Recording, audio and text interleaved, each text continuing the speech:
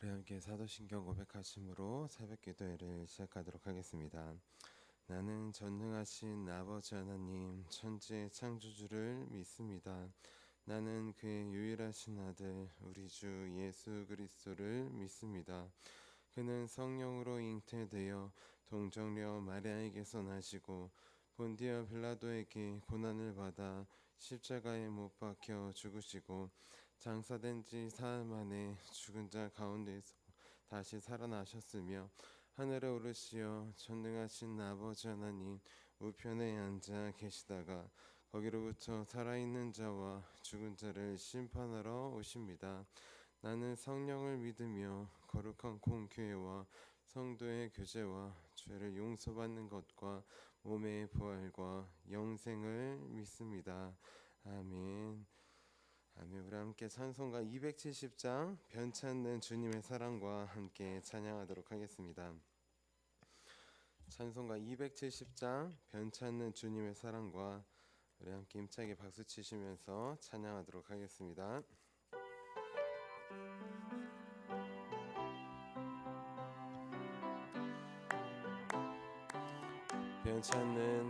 변찮는 주님의 사랑과 거룩한 보혈의 공로를 우리 다 찬양을 합시다. 주님을 만나볼 때까지 예수는 우리를 깨끗게 하시는 주시니 그의 피 우리를 눈보다 더 익게 하셨네. 우리를 깨끗게 한 피는 무궁한 생명의 물일세. 생명의 구원을 받은 자 하나님 찬양을 합시다. 예수는 우리를 깨끗게 하시는 주시니 그의 피 우리를 눈보다 더 익게 하셨네. 주님의 거룩한 보혈을 날마다 입으로 간증해 담대히 싸우며 나가세. 천국에 들어갈 때까지 예수는 우리를 깨끗게 하시는 주시니 그의 피 우리를 눈보다 더 익게 하셨네. 십자가 단단히 붙잡고 날마다 이기며 나가세. 머리에 면류관 쓰고서 주 앞에 찬양할 때까지 예수는 우리를 깨끗게 하시는 주시니 그의 피 우리를 눈보다 더 익게 예수는 우리를 깨끗게 하시는 주시니 그의 피 우리를 눈보다 더 익게 하셨네. 아멘. 우리 함께 아침에 드리는 기도 함께 드리도록 하겠습니다. 우리 금요일 아침에 드리는 기도입니다.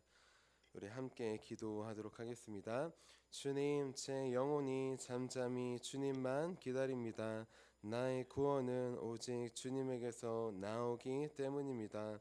자비로운 주님, 이 시간 제게 임재해 주셔서 제 마음에 기쁨과 평안을 가득 부어주시고 제 모든 길을 인도하셔서 오늘 하루의 시간이 주님의 사명을 이루는 복된 날이 되길 원합니다. 예수 그리스도의 이름으로 기도합니다. 아멘. 아멘. 우리 오늘 하나님께서 우리에게 주신 말씀 함께 보도록 하겠습니다.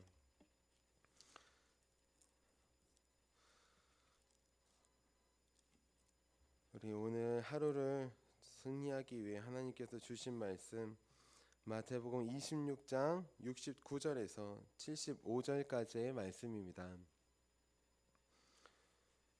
마태복음 26장 69절에서 75절까지의 말씀입니다.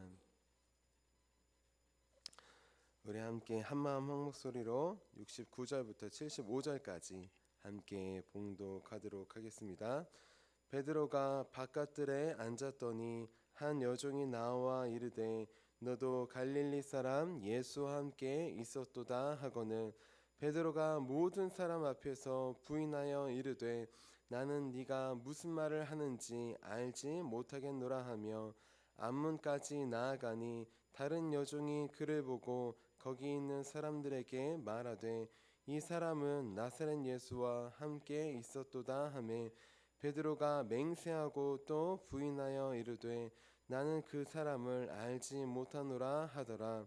조금 후에 곁에 섰던 사람들이 나와 베드로에게 이르되 너도 진실로 그 도당이라 네 말소리가 너를 표명한다 하거늘 그가 저주하며 맹세하여 이르되 나는 그 사람을 알지 못하노라 하니 곧 닭이 울더라. 이에 베드로가 예수의 말씀에 닭 울기 전에 네가 3번 나를 부인하리라 하심이 생각나서 밖에 나가서 심히 통곡하니라.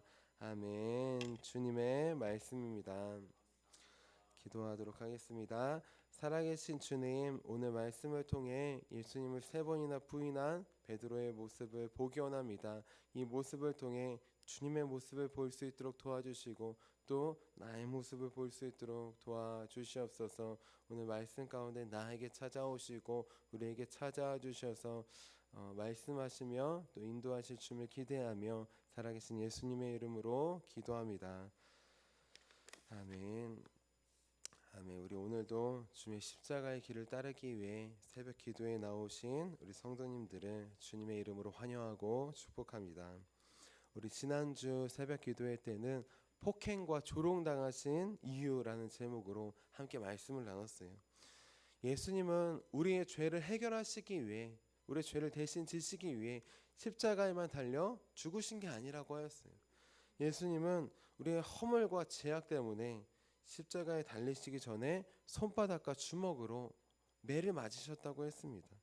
우리의 허물과 죄악과 아픔과 슬픔과 조롱을 대신 지시기 위해 자신이 스스로 얼굴에 침뱉음 당하는 조롱을 겪으셨다고 했습니다. 그래서 이제부터는 또다시 주님의 얼굴에 먹칠하는 삶을 살지 않자고 하였습니다. 우리가 우리의 행실이 온전치 못하여서 교회가 또 예수님의 얼굴에 그렇게 먹칠하는 경우가 있다고 하였어요. 이제 그런 모습이 있을 때 회개하며 또 믿음과 선한 행실로 이제는 먹칠하는 것이 아니라 그 주님의 얼굴에 묻어있는 내가 조롱당해야 했던 그 모습을 보며 그 침을 닦아드리며 또 매맞아 멍드셨던 주님의 얼굴을 이제 만져드리는 매맞고 조롱당하게 하시는 것이 아니라 주님의 영광을 나타내는 저 여러분이 되자고 하였습니다. 우리 이어서 오늘은 통곡의 이유라는 제목으로 함께 말씀을 나눌게요. 제목을 함께 따라해 보겠습니다. 통곡의 이유. 우리 예루살렘에 가면 통곡의 벽이라고 있어요. 이 통곡의 벽은 무엇이냐? 우리 주 70년에 로마가 이스라엘을 예루살렘을 공격합니다. 예루살렘이 반란을 일으켜서 로마의 티투스 장군이 로마 군대를 이끌고 공격하는 것이에요. 그때 로마 장군은 예루살렘을 다 무너뜨리고 이 서쪽 벽 하나만 남겨놓았어요. 왜 남겨놓았을까요? 그 이유는 무엇이냐? 이 서쪽 벽을 보고 로마 군대의 무서움을 두려움을 기억하라는 것입니다. 다 무너지면 사람들이 볼 때 아무것도 없으니까 그냥 원래 아무것도 없나 보다 할 거예요. 하지만 서쪽 벽만을 남겨둔다면 지나가는 사람들이 또 후손들을 볼 때마다 저건 로마가 그렇게 했구나. 로마가 이걸 보고 또 반란을 일으키지 말라고 그렇게 경고를 하는구나. 그렇게 보면서 사람들은 생각할 것입니다.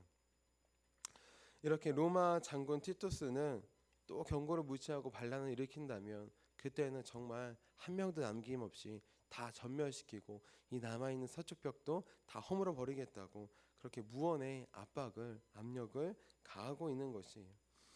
자, 그래서 이스라엘에는 예루살렘에는 성전에는 서쪽 벽이 남아 있습니다.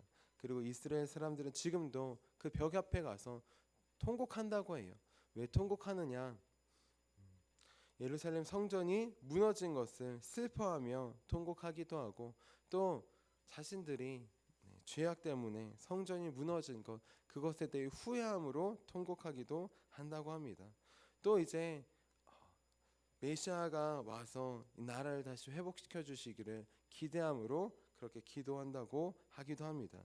이렇게 예루살렘의 통곡의 벽은 후회와 슬픔과 기대가 뒤섞여 있는 그러한 기도의 통곡의 장소예요. 자, 그런데 오늘 말씀에 보면 이렇게 후회와 슬픔이 뒤섞여 통곡하는 한 사람이 나옵니다. 그 사람은 누구일까요? 바로 예수님의 수제자인 베드로예요. 우리 오늘 말씀인 26장 75절 말씀 함께 읽어볼게요. 75절입니다. 시작. 이에 베드로가 예수의 말씀에 닭 울기 전에 네가 3번 나를 부인하리라 하심이 생각나서 밖에 나가서 심히 통곡하니라. 아멘. 심히 통곡한다라는 그 말씀은 무엇이냐? 사람들이 다 들릴 정도로 크게 울부짖는다는 것이에요. 슬픔을 주체할 수가 없어서 그렇게 통렬히 울부짖는 것을 말합니다. 대체 무엇이 이렇게 베드로를 슬프게 했을까요? 그래서 모든 사람들이 다 듣도록 그렇게 꺼이꺼이 울었던 것일까요? 자, 이렇게 베드로를 울게 한 것, 심히 통곡하게 한 것, 그것은 예수님의 이 한마디 말씀이 기억났기 때문이에요. 무엇이냐? 닭 울기 전에 네가 3번 나를 부인하리라. 예수님은 겟세마네 동산에 올라가서 기도하시기 전에 제자들에게 이렇게 말씀하셨어요. 너희가 모두 나를 떠날 것이야. 목자를 치리니 양떼가 흩어지리라는 말씀처럼 내가 붙잡힐 텐데 너희가 한 사람도 빠짐없이 다 나를 버리고 도망칠 것이다. 그렇게 말씀하십니다. 그때 베드로는 어떻게 대답했을까요? 베드로는 이렇게 대답합니다. 주님, 모두 주를 버릴지라도 나는 결코 버리지 않겠나이다. 아니야, 네가 버릴 거야. 닭 울기 전에 3번 나를 부인할 거라고 하자 베드로는 또 이렇게 대답해요. 주님, 내 목에 칼이 들어와도 나는 주님을 떠나지 않을 겁니다. 그렇게 대답합니다. 베드로는 이렇게 자신의 마음과 믿음에 대해서 자신만만했어요. 자, 그 이유는 무엇이냐? 지금의 모습을 보면 예수님이 든든한 예수님이 내 옆에 계시기 때문이에요. 예수님을 믿고 따르는 추종자들, 예수님을 잘 믿는다고 하는 그 제자들 12명이 같이 있기 때문이에요. 예수님과 함께 있고 예수님을 잘 믿는 사람들과 함께 있으니까 베드로도 잘 믿었고 잘 믿는 것처럼 보이고 그의 믿음은 흔들리지 않는 것 같습니다. 자, 그런데 예수님께서 잡혀가시자, 예수님께서 없어지시자 어떻게 됐느냐? 그의 믿음이 흔들리게 돼요. 그래서 부정하게 됩니다. 예수님을 잘 믿는 사람들과 같이 있을 때는 믿음이 정말 좋고 뛰어난 것처럼 보였는데 아무도 믿는 사람이 없으니까 오히려 믿는다고 하면 손가락질 받고 비난받고 정죄받고 핍박받고 잡혀갈 수 있으니까 어떻게 되느냐? 예수님을 모른다고 합니다. 부인해요. 그것도 한 번도 아니고 2번도 아니고 3번이나 부인합니다. 자, 베드로는 예수님을 3번이나 부인했습니다. 그런데 오늘 말씀에 보면 이 부인할 때 3번 부인하는데 한 번씩 부인할 때마다 한 가지가 더 추가돼요. 그냥 부인만 하는 것이 아니에요. 자, 무엇이 추가될까요? 우리 먼저 첫 번째 부인입니다. 우리 26장 70절 말씀 같이 읽어볼게요. 시작. 베드로가 모든 사람 앞에서 부인하여 이르되 나는 네가 무슨 말을 하는지 알지 못하겠노라 하며. 자, 베드로는 지금 너도 그 잡혀온 예수와 한패지라는 어떤 소녀의 말을 들었어요. 하인의 말을 들었습니다. 그 말을 듣고 당황해서 이렇게 말합니다. 무슨 소리야? 난 무슨 말을 하는지 모르겠네. 난 지금 예수의 예자도 모르는 사람이야. 베드로는 당황해서 그 여자 아이인데 꼬마 아이인데 아이를 혼내거나 나무래지도 않고 그냥 모른다고 하지도 않고 아예 극구 부인합니다. 예수의 옛자도 들어본 적이 없는다고 이야기합니다. 이렇게 베드로의 첫 번째 부인은 예수님에 대해 들어본 적도 없다고 그냥 단순하게 부인하는 것이, 모른다고 하는 것이. 그런데 두 번째 부인에서는 부인만 하지 않습니다. 두 번째 부인에서는 어떻게 할까요? 맹세하며 부인합니다. 우리 72절 말씀 같이 읽어볼게요. 시작. 베드로가 맹세하고 또 부인하여 이르되 나는 그 사람을 알지 못하노라 하더라. 자, 처음에는 모른다고만 했어요. 부인만 했어요. 그래서 두 번째부터는 맹세하며 부인합니다. 맹세하며 부인하고 있어요. 누구에게 맹세하는 걸까요? 하나님을 믿으니까 하나님의 이름으로 맹세하는 거예요. 하나님께 맹세하는 거예요. 나는 그 사람을 모르고 본 적도 없고 만난 적도 없고 들은 적도 없어. 내가 하나님의 이름으로 맹세하고 날 믿어주오. 그렇게 하나님의 이름까지 걸고 예수님을 부인하고 있는 것이에요. 자, 마지막 세 번째가 나왔습니다. 세 번째는 맹세하며 부인하는 것을 넘어서 하나가 더 추가됩니다. 무엇이냐? 저주가 추가돼요. 우리 74절 말씀 같이 읽어볼게요. 시작. 그가 저주하며 맹세하여 이르되 나는 그 사람을 알지 못하노라 하니 곧 닭이 울더라. 자, 하나님의 이름으로 맹세하고 부인하였어요. 그래도 계속 추궁했어요. 너 네 말소리가 갈릴리 사람이네. 갈릴리 나사렛 예수와 한패네 라고 하는 거예요. 베드로가 아무리 나는 아니요 라고 해도 성경에는 그렇게 나오지만 사투리가 있었겠죠. 충청도라고 따지면 무슨 소리 하는 거예요? 난 아니에요. 아무리 자기가 아니라고 해도 그 말소리가 맞네, 갈릴리 사람이네, 그와 한패네 라고 스스로 증거하고 있는 것이에요. 그러자 베드로는 맹세하고 부인해도 계속 추궁을 당하자 마지막 카드를 꺼냅니다. 그 카드는 뭐냐? 저주였어요. 누구의 저주일까요? 하나님의 저주입니다. 자, 하나님의 저주를 들고 지금 예수님을 모른다고 맹세하며 부인하는 것이. 그럼 여기서 한 가지 생각해 볼 게 있습니다. 베드로의 저주의 대상은 무엇일까요? 예수님, 저 잡혀온 예수, 내가 저 사람을 저주한다. 예수님을 저주한 것일까요? 아니면 자기를 추궁하는 사람들, 그만해, 한 번만 더 하면은 나는 진짜 아닌데 자꾸 그렇게 몰아가면 저주를 받을 거야. 그렇게 그 사람들을 저주하는 걸까요? 여기서의 저주는 무엇이냐? 예수님을 저주하는 것도 아니고 나를 이렇게 추구하는 사람들을 저주하는 것도 아니에요. 이 저주는 무엇이냐? 누구한테 하는 것이냐? 자기 자신한테 하는 거예요. 내가 예수를 모른다고 맹세합니다. 하나님의 이름으로 맹세합니다. 만약에 알면은 내가 하나님의 저주를 받겠습니다. 지옥에 떨어지겠습니다. 이러한 지금 마음으로 말로 베드로는 예수님을 부인하고 있는 것이, 우리로 따지면 이거죠. 내가 정말 알면은, 사실이면 내 손에 장을 지지겠습니다. 그런 식으로 나는 결코 그를 모르고 들어본 적도 없다고 그렇게 부인합니다. 베드로는 이렇게 예수님을 세 번이나 부인하는 것이, 첫 번째는 그냥 아예 들어본 적도 없다고 하고, 두 번째는 내가 그 사람을 알면 알지 못한다고 하나님의 이름으로 맹세하고, 그래도 듣지 않으니까 내가 정말 그 사람을 알면 내가 저주를 받겠습니다. 내가 정말 지옥에 떨어지겠습니다. 그렇게 하나님의 저주를 들으면서까지 예수님을 부인합니다. 여기서 세 번이나 부인했다는 것은 완전히 부인했다는 것이에요. 그 사람에 대해 존재 자체를 모른다는 것입니다. 이렇게 베드로는 무려 3년 반 동안이나 자신을 아껴주고 사랑해주고 함께 해왔던, 하나님의 사랑과 말씀을 가르쳐 주셨던 지금 예수님의 모든 순간들을 지금 부인하고 있는 것이에요. 자, 이렇게 부인했을 때 갑자기 수탉이 옵니다.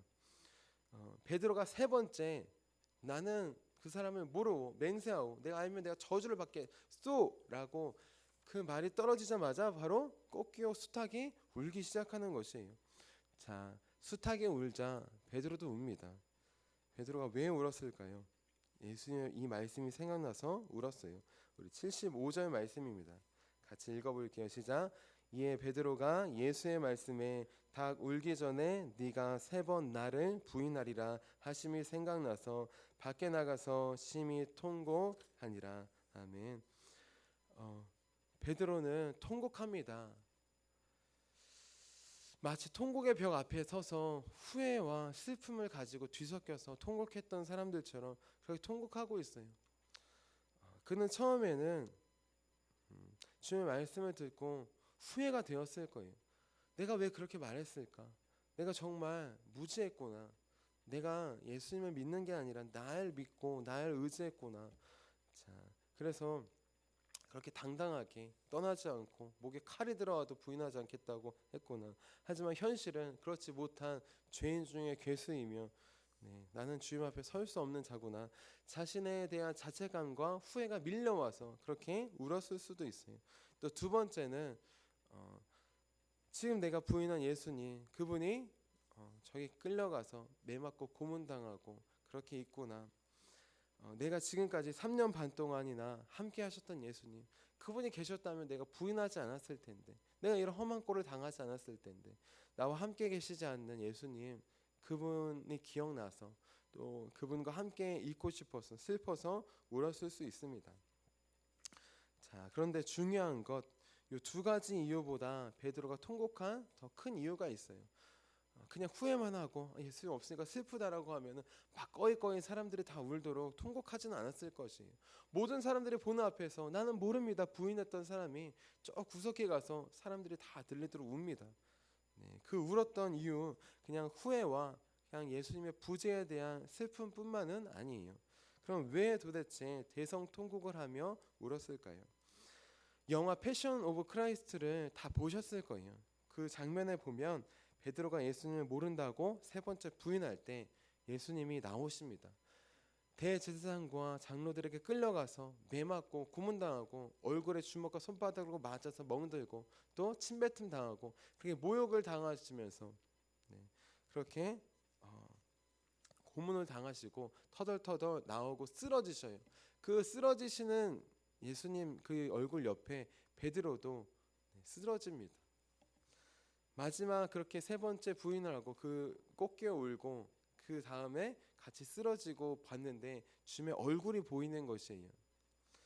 자, 나는 예수님을 세 번이나 완전히 모른다고 부인했는데 날 위해서 저분은 매를 맞아주시고 침뱉음 당해주시고 나를 끝까지 부인하지 않기 위해 저 고문을 참으셨구나.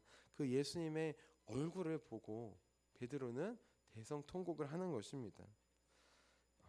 베드로가 심히 통곡했던 이유 다른 이유가 아니라 예수님의 얼굴을 보았기 때문이에요.